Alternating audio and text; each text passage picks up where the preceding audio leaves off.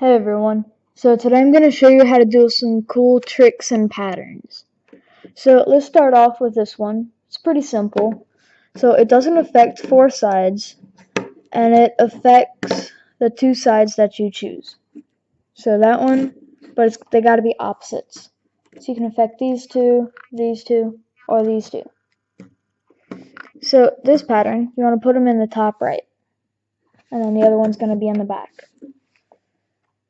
1, 2, 1, 2.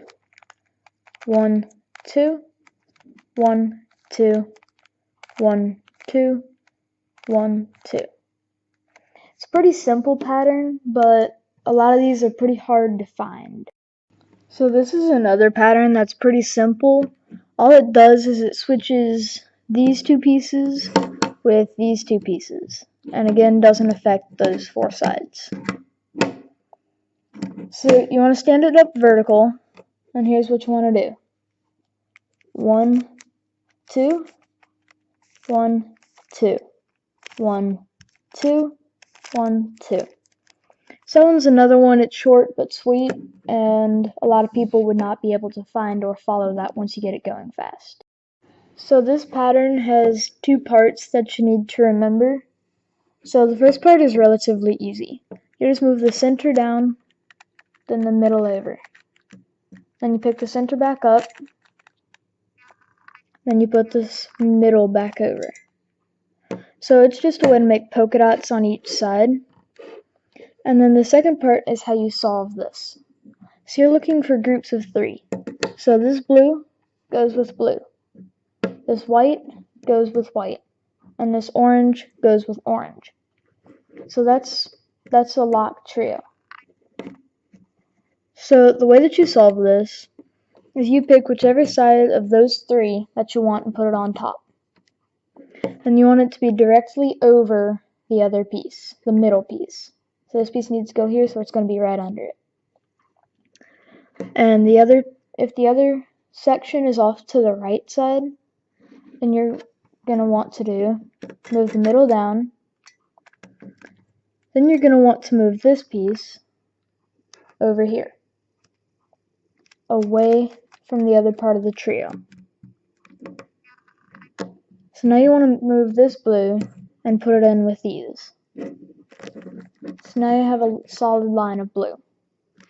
Then you got to rebuild this before you can put in that. The other part's right here. So you just pick that up, and now you're missing one column. Not one column is right there and ready to be picked up. So you have all that. Then you're just off by one here. So you turn it, and that is how you solve and make the polka dots.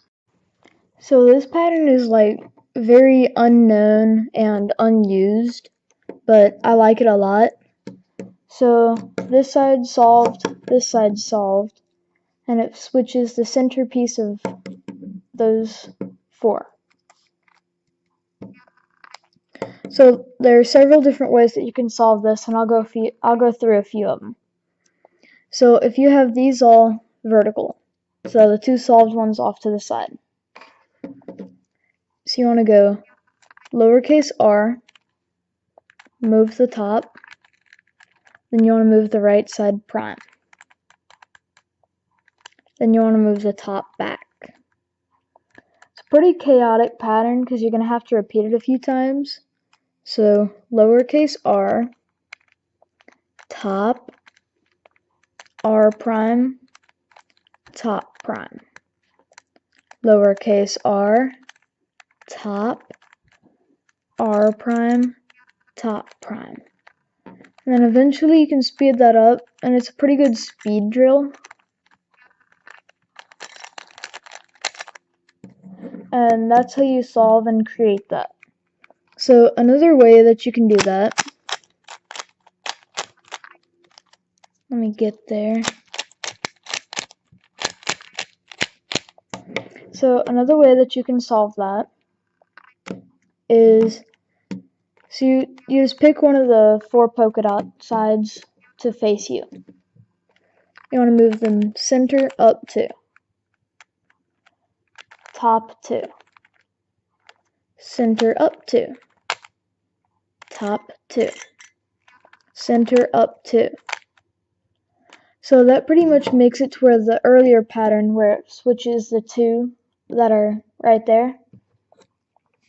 But for some people that's a simpler way to do it. So then you just repeat the process. 1, 2, 1, 2, 1, 2, 1, 2. That's another way that you can solve and create that pattern. So this is one pattern that's very well known and isn't all that flashy, but it's a pretty simple pattern.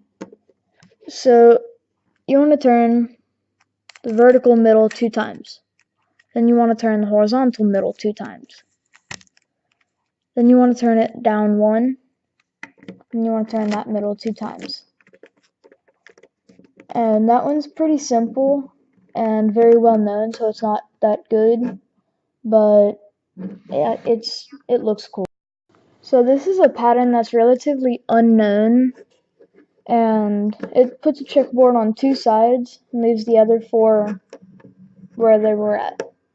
So you want to have one of the sides, one of the 2 parts that you're wanting to put the checkerboard on or take it off of facing you, and the other one, of course, is the opposite in the back.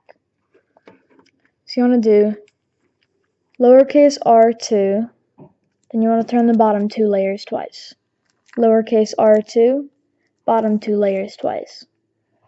So this is one that you kind of repeat the same thing over and over, but the end result is pretty cool and very few people know how to do it. And there you go. So that's how you make the checkerboard on 2 sides instead of all 6. So this pattern is one of my favorites. It's a little bit different from the other patterns, but it's cool. Really doesn't do anything other than moving these 4 around. So here's the algorithm. 1, 2, 1. 1, 2, 1. 1, 2, 1. 1, 2, 1. 1, 2, 1. 1, 2. Except this time you turn it in the other direction. So that pattern is pretty simple, but in a way it's more confusing than the others because it's pretty different. But that's it for the patterns today, so come back later for more videos.